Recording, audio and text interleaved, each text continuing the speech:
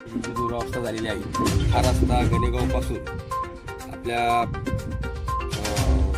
करंदी ते गणेगाव ते पिंपरी आणि पिंपरी ते सोने सांगली असा मार्ग हा डोक सांगलीला हा रस्ता गेलेला आहे।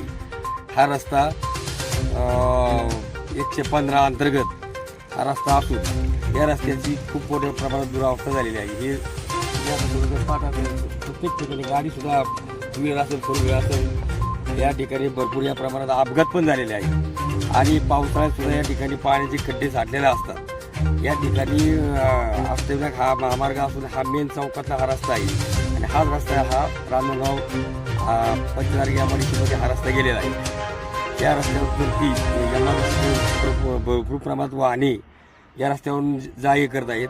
तसेच या शाळेतील विद्यार्थी पण जाण्यासाठी या रस्त्याचा वापर करत आहेत। शेतकरी लोक सुद्धा या रस्त्याने जात आहेत। महिला भगिनी सुद्धा या मार्गात कामाला ह्या रोडने जात असताना किती वेळा स्वतः स्कूटी असेल किंवा मोठ्या गाडी स्कूटीवरून 2 किंवा त्या महिलांचा अपघात होऊन या ठिकाणी जखमी झाले आहेत। या सर्व रस्त्याचे आम्ही PWD वाल्यांना मी स्वतः किंवा आमच्या गावातील बाकीचे जे सामाजिक कार्यकर्ते आहेत सर्वांनी 2-3 वेळा त्यांना फोन करून किंवा पत्र करून मी स्वतः निवेदन दिले होते, पण त्यांचं याच्यावर दुर्लक्ष करत आहेत।